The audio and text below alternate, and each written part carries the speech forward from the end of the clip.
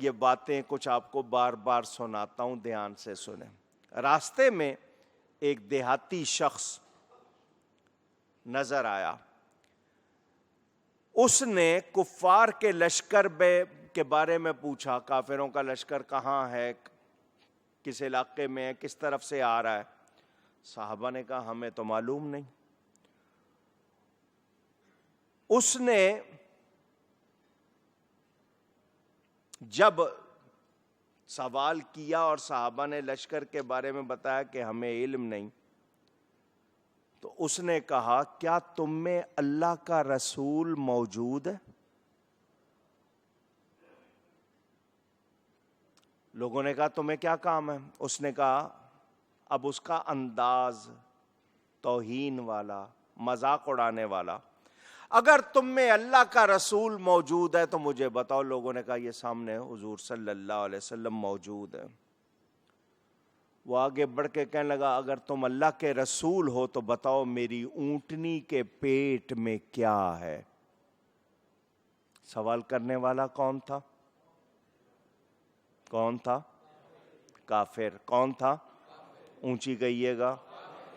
کافروں کو بھی پتا ہے جو اللہ کا نبی ہے وہ پوشیدہ باتیں جانتا ہے، اس کو غیب کا علم مسلمان کہلانے والا نہیں مان رہا۔ کافروں کو بھی پتا ہے نبی کہتے ہی اس کو ہے جو غیب کی خبریں دیتا ہے۔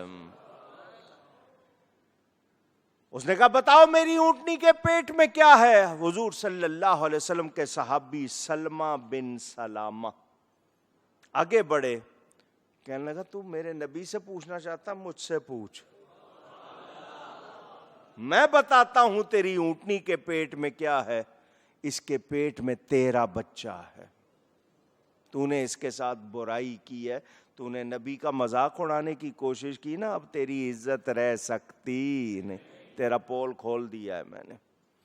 اندازہ کریں نبی پاک کے تربیت یافتہ، فیض یافتہ جب صحابہ کی یہ شان ہے، میرے نبی کی کتنی شان ہوگی۔ حضور صلی اللہ علیہ وسلم نے بستی سے باہر نکل کر کھلی جگہ پر لشکر کا جائزہ لیا، دیکھا تو اس میں کم سن بھی تھے، بچے کم سن بھی تھے۔ حضور نے ان کو فرمایا تم لوگ واپس جاؤ، چھوٹے ہو، یہ جنگ ہے، لمبا سفر ہے، سامان بھی نہیں ہے، تم واپس جاؤ۔ عمیر بن ابی وقاص یہ رو پڑے، کم سن تھے، رو پڑے۔ ان کو رونے کو دیکھ کر حضور نے ان کو ساتھ لے لیا۔ بچہ رو رہا ہے، کھلونے کے لیے نہیں، مٹھائی کے لیے نہیں، نبی پہ جان قربان کرنے کے لیے۔ کاش یہ جذبہ آج پھر ہم میں پھر اسی طرح اجاگر ہو۔ معوذ اور معاذ دو بھائی تھے، یہ بھی کم سن تھے۔ حضور صلی اللہ علیہ وآلہ وسلم نے ایک کے کندھے پر ہاتھ رکھا، فرمایا تم چھوٹے ہو، جاؤ واپس۔ جب حضور نے یہ فرمایا، اس نے اپنی ایڑیاں اٹھا لی پاؤں کی، اور پنجوں کے بل، پاؤں کی انگلیوں کے بل اونچا ہو کے کہنے لگا میں چھوٹا تو نہیں، میں چھوٹا تو نہیں۔ ہاں اس نے سچ کہا تھا، جس کے کندھے پہ نبی کا ہاتھ ہو وہ کبھی چھوٹا نہیں ہوتا۔ اللہ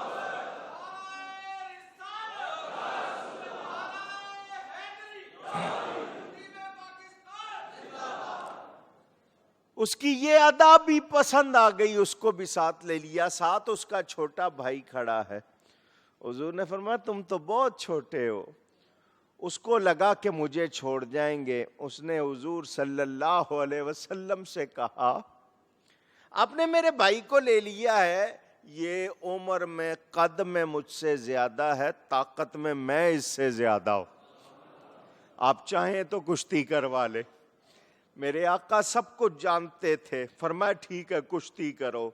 یہ دونوں بھائی گتھم گتھا ہوئے، آنکھوں آنکھوں میں اشارے ہو گئے۔ چھوٹے نے بڑے سے کہہ دیا بھائی آج زور نہ دکھانا ورنہ حضور مجھے چھوڑ جائیں گے۔ ان دونوں نے کشتی کی، چھوٹے نے بڑے کو گرا لیا، میرے نبی نے دونوں کو ساتھ لے لیا۔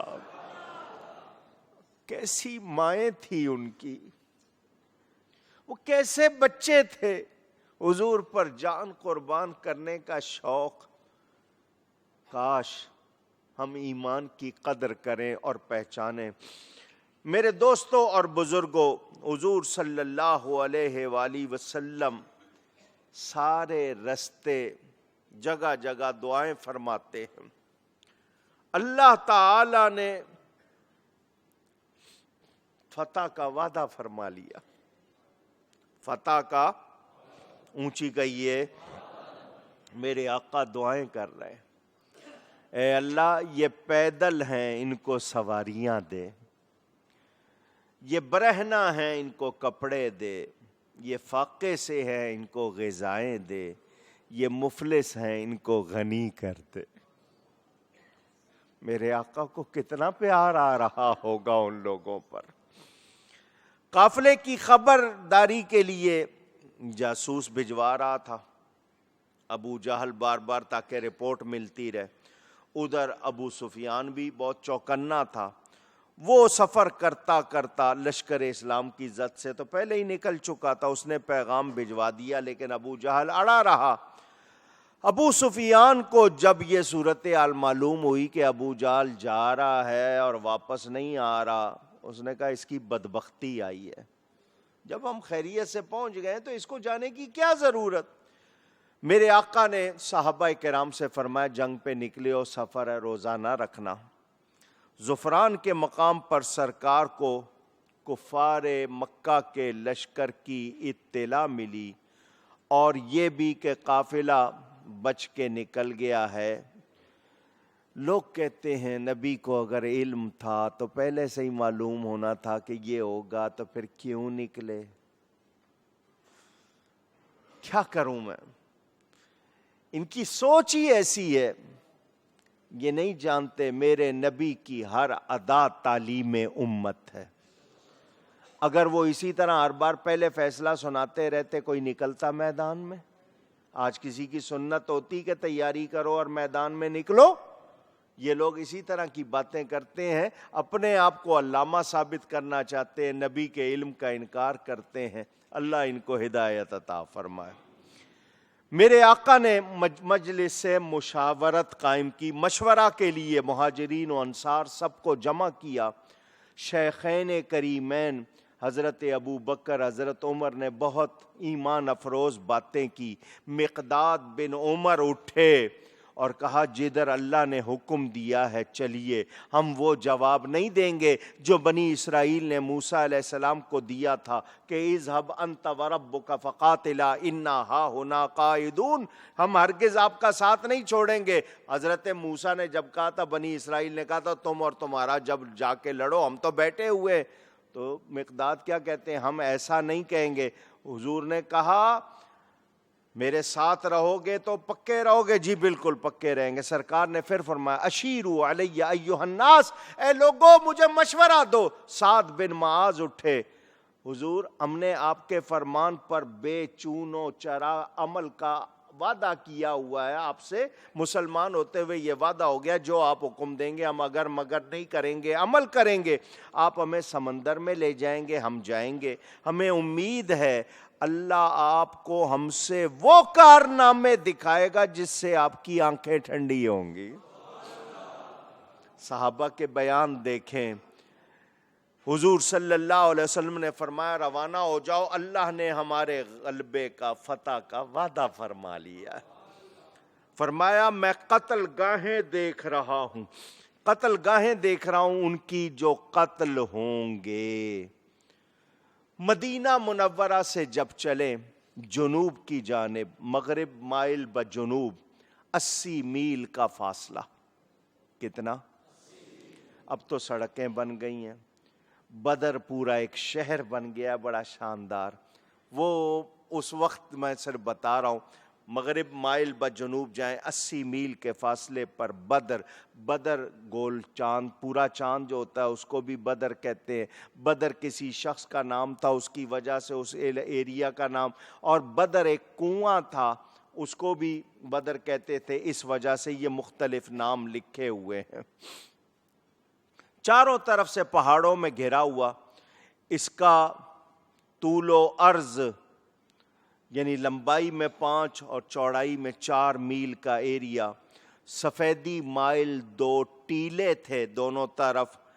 العدوۃ الدنیا اور العدوۃ القصویٰ قرآن میں ان کو قرار دیا گیا. میرے آقا کریم صلی اللہ علیہ وسلم عدوۃ الدنیا کی طرف سے بدر میں داخل ہوئے، کنویں کے پاس قیام کا ارادہ فرمایا. تو حباب بن منذر آگے بڑھ کے عرض کرنے لگے، حضور کیا یہاں رکنے کا حکم ہے؟ فرمایا نہیں.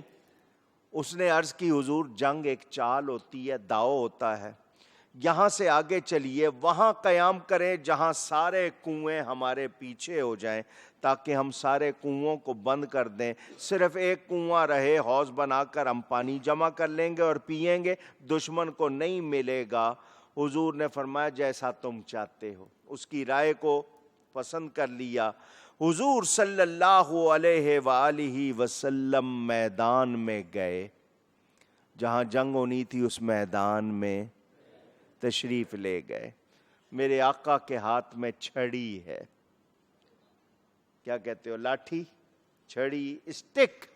حضور صلی اللہ علیہ وسلم حصہ دیکھتے ہیں، ایک حصے میں ریت ہے، ایک حصہ خشک ہے. کافروں نے فوراً خشک جگہ پسند کر لی. مسلمانوں کے حصے میں کون سا آیا؟ ریتلا حصہ آیا. حضور صلی اللہ علیہ وسلم نے نشان لگا دیے.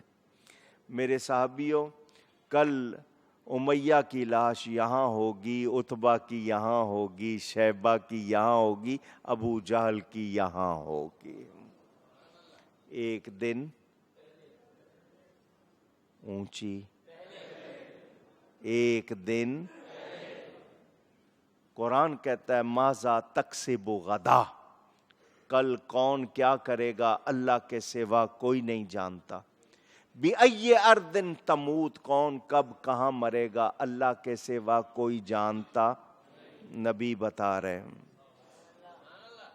نبی تو بات وہی، وہ خود سے نہیں جانتے، اللہ کے بتانے سے جانتے. میرے نبی سے خود رب نہیں چھپا، اس نے اور کیا چھپانا ہے. وہ اللہ کی عطا سے سب جانتے. اونچی ریتلا حصہ، ادھر کافر خوشیاں منا رہے تھے، ان کو ریت والا حصہ ملا ہے، یہ کیا کریں گے، ہمارے پاس خشک حصہ ہے، ہم آسانی رہے گی یہ ریت میں. ادھر حضور صلی اللہ علیہ وسلم کے لیے عریش خیمہ لگایا گیا. کہتے ہیں اس ریت نے بھی شاید دعا کی ہوگی، اس میدان نے بھی شاید دعا کی ہوگی. اس میدان کا وہ حصہ، کیونکہ گرمی کا موسم یا جو بھی ٹھنڈ کا موسم جو بھی تھا، اگر اب میرے دامن سے ہوائے گرم آئے گی، صحرا کہہ رہا ہے میدان، اگر اب میرے دامن سے ہوائے گرم آئے گی، تو مجھ کو رحمت للعالمین سے شرم آئے گی.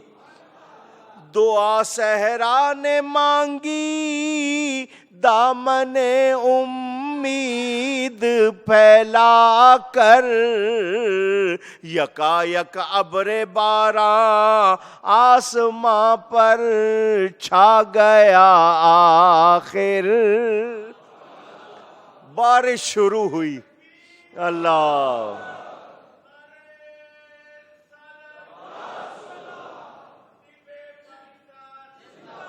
بارش ہوئی اور ایسی ہوئی کہ وہ ریت والا حصہ اس میں وہ جم کے وہ پختہ ہو گیا اور جو خشک جگہ جہاں لوگوں نے پسند کی تھی وہ سارا کیچڑ ہو گیا. وہ جس کو پسند کر کے بیٹھے تھے اور ناز کر رہے تھے, حضور صلی اللہ علیہ وآلہ وسلم کے صحابیوں کے لیے وہ پختہ جگہ ہو گئی, چلنا آسان ہو گیا. حضرت سعد بن معاذ نے تجویز دی, حضور فتح مل گئی تو ہم لوگ کامیاب ہوں گے, اگر خدا نہ خواستہ کوئی ایسی صورت ہو جائے کہ ہنگامہ ہو جائے تو حضور یہ آپ اس خیمے میں رہیے گا, ہم آگے لڑیں گے, آپ مدینہ چلے جائیے گا, وہاں آپ کے غلاموں کی بڑی تعداد موجود ہے, دوبارہ تیاری کر کے آ جائیے گا, ہم یہاں سے کسی کو آپ کی طرف نہیں آنے دیں گے. صحابی کو محبت ہے, مشورہ دیا انہوں نے اپنا. جمعہ کی شب ہے, ایک ٹیلے پر سرکار کے لیے عریش, آج وہاں مسجد عریش بنا دی گئی ہے. اس خیمے میں سوائے صدیق اکبر کے کسی اور کو ٹھہرنے کی اجازت. سعد بن معاذ باہر پہرا دیتے رہتے, ساری رات میرے آقا نے نماز میں گزاری, دعا میں گزاری. رو رہے ہیں, صحابہ آرام کر رہے ہیں. حضرت علی فرماتے میں مسلسل سن رہا تھا, خیمے سے آواز آ رہی تھی, یا حیو یا قیوم. حضور دعا کر رہے ہیں, رو رہے ہیں. حضرت ابو بکر فرماتے ہیں دعا کرتے کرتے حضور اتنے اونچے ہاتھ لے جاتے کہ آپ کی چادر مبارک نیچے آ جاتی. حالانکہ اللہ نے فتح کا پیغام کیا ملا, وعدہ ہونے کے باوجود دعا چھوڑنی. حضور دعا کر رہے ساری رات, صبح جنگ, آرام نہیں کر رہے. صحابہ کو آرام کے لیے کہا, آقا جاگ رہے ہیں, دعا کر رہے ہیں. پڑے تھے ایک طرف افراد امت خواب راحت میں, محمد کی زباں وقفے دعا تھی فکر امت میں. وہ جس کے گھر قبولیت مرادیں مانگنے آئے, وہی اس وقت سجدے میں جھکا تھا ہاتھ پھیلائے.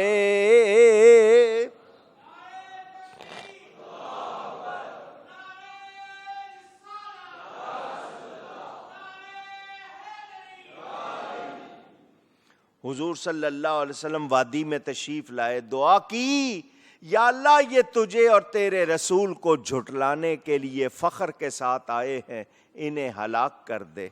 عتبہ بن ربیعہ نے قوم کو واپس جانے کے لیے کہا, سردار تھا کافروں کا, واپس جاؤ. حکیم بن حزام پانی پینے آئے, صحابہ نے روکا, سرکار نے اجازت دی. ان کے سوا باقی کفار جنہوں نے اس حوض کا پانی پیا سارے مارے گئے. عمیر بن وہب لشکر اسلام کو دیکھنے آیا, جب واپس گیا لوگوں نے کہا کیا دیکھ کے آیا ہے؟ اس نے کہا ان لوگوں کے پاس بچاؤ کا سامان نہیں ہے, مسلمانوں کے پاس اپنے بچاؤ کا سامان, مگر یہ لوگ واپس لوٹنے کے ارادے سے نہیں آئے. یہ اس ارادے سے نہیں آئے کہ واپس جائیں گے. یہ جوش و جذبہ جو رکھتے ہیں وہ ہم میں سے کسی ایک میں, یوں لگتا ہے ہم سارے مارے جائیں گے, یہ ایسے کے ایسے ہی رہیں گے.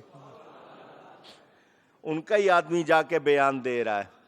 ابو سلمہ بھی دیکھنے آیا, اس نے جا کر کہا یہ قوم اسلحہ ہتھیاروں سے خالی لیکن جان کی بازی لگانے والے ہیں.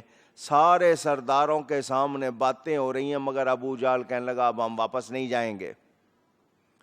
9-10 اونٹ روزانہ وہ ذبح کرتے, کھانا ان کے یہاں پکتا, ساری رات جناب وہ ناچ گانا کرتے, شراب چلتی, ادھر نماز ہو رہی ہے, ادھر آنسو بہ رہے, ادھر حضور صلی اللہ علیہ وسلم سجدے میں ہیں اور کیا فرما رہے ہیں, اللہم انی انشدک عہدک و وعدک اللہم ان شئت لم تعبد بعد اليوم ابدا، اے اللہ اپنا وعدہ پورا کر، فتح عطا فرما، اگر تو چاہتا ہے کہ آج کے بعد تیری عبادت ہو تو ان کو کامیابی عطا فرما۔ یہ بہت بڑی بات ہے۔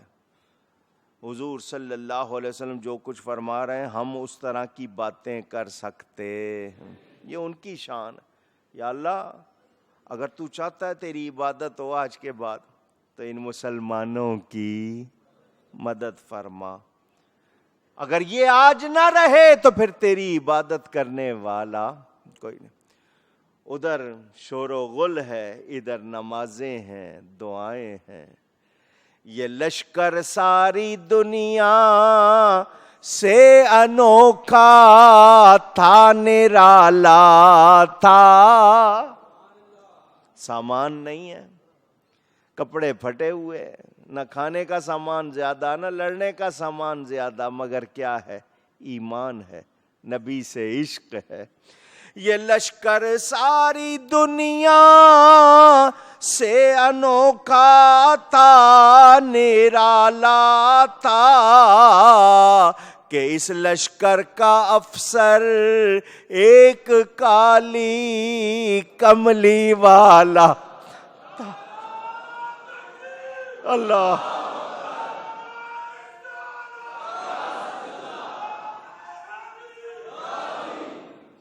کہ اس لشکر کا افسر ایک کالی کملی والا تھا۔ حضور نے صف بندی کروائی، لائن بناؤ۔ سواد صحابی کا نام ہے، لائن سے آگے نکل کے کھڑے ہوئے تھے تھوڑا سا۔ میرے حضور صلی اللہ علیہ وسلم کے ہاتھ میں ایک تیر تھا، ان کے پیٹ پہ ہلکا سا لگایا، پیچھے ہٹو، استوے یا سواد، لائن سیدھی کرو۔ اس نے کہا آپ نے جو تیر مارا مجھے اس سے درد ہوا ہے۔ صحابی نے کہا آپ نے جو تیر مارا مجھے اس سے فعقدنی، مجھے اس کا بدلہ دیجئے۔ صحابہ کو غصہ آیا، اس کی اتنی جرت، میرے نبی سے ایسی باتیں کر رہا۔ حضور نے فرمایا استقد، بدلہ لے۔ اس نے کہا حضور میرا پیٹ ننگا تھا، کپڑا نہیں تھا، آپ کے پیٹ پر کپڑا ہے۔ آپ اندازہ کرو صحابہ کو اس وقت کیا حال ہوگا، وہ اس کے خلاف کیسی نظروں سے دیکھ رہے ہوں گے۔ میرے آقا تو سب کچھ جانتے تھے، میرے آقا نے کپڑا ہٹا دیا، وہ سواد آگے بڑھ کے حضور سے لپٹ گیا، چومنے لگا، فرمایا یہ کیا؟ اس نے کہا جی شہادت کا وقت قریب ہے، میں چاہتا ہوں دنیا سے جاؤں تو آپ کی برکتیں لے کر جاؤں۔ میرے دوستوں اور بزرگوں، کسی کو بیوی یاد نہیں آ رہی، بچے یاد نہیں آ رہے، وطن یاد نہیں آ رہا، کیسی آرزویں ہیں صحابہ کی۔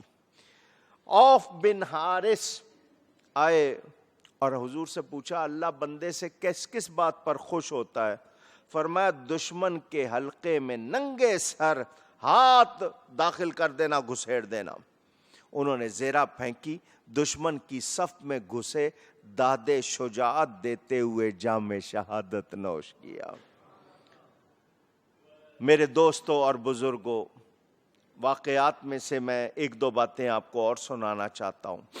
حافظ ابن کثیر اہل علم جانتے ہیں، انہوں نے بزار کے حوالے سے یہ بات لکھی، حضرت علی اپنے عہد خلافت میں خطبہ دیتے ہوئے لوگوں سے پوچھتے ہیں یا ایھا الناس من اشجع الناس، اے لوگوں بتاؤ لوگوں میں سب سے زیادہ بہادر شجاع کون ہے؟ جب آپ نے یہ فرمایا سب نے کہا آپ ہیں، آپ کا لقب ہے اسد اللہ الغالب، شیر خدا۔ حضرت علی نے فرمایا میں نہیں، سب سے زیادہ بہادر ابو بکر ہیں۔ خود حضرت علی فرما رہے ہیں۔ لوگوں نے کہا وہ کیسے؟ فرمایا بدر میں نبی کا خیمہ لگا، اعلان ہوا کہ کون حضور کے ساتھ پہرا دے گا تاکہ کوئی مشرک حملہ نہ کر سکے. کسی اور کی جرت نہیں ہوئی. آگے بڑھے تھے تو ابو بکر بڑھے تھے، نبی کی خدمت کی تھی. حضور صلی اللہ علیہ وسلم نے مجاہدین میں خطبہ ارشاد فرمایا، اللہ کی رضا جوئی، سچائی، دین حق کی پیروی کی تلقین. فرمایا اللہ کا وعدہ سچا ہے. جوش نہیں دلایا بلکہ اللہ سے رشتہ مضبوط کرنے کی بات کی. پھر عریش میں آئے، پھر دعا کی، اللہم انک ان تہلک ہذہ العصابہ، یا اللہ اگر یہ لشکر، یہ گروہ آج کے دن ہلاک ہو گیا، لا تعبد بعدہا فی الارض، پھر تیری عبادت کرنے والا زمین میں کوئی نہیں رہے گا. حضور دعا فرما رہے ہیں. ادھر میں نے آپ کو بتایا نشان لگا دیے تھے. ابو جال کو پتا چل گیا، نبی نے میدان میں آ کے نشان لگا دیے ہیں کون کہاں مرے گا، اور اس میں اس کا نام بھی لے دیا ہے. اس کے چہرے کا رنگ اڑ گیا، تھوک حلق میں خشک ہو گئی. ساتھیوں نے کہا کیا ہو گیا؟ کہنے لگا کچھ نہیں کچھ نہیں.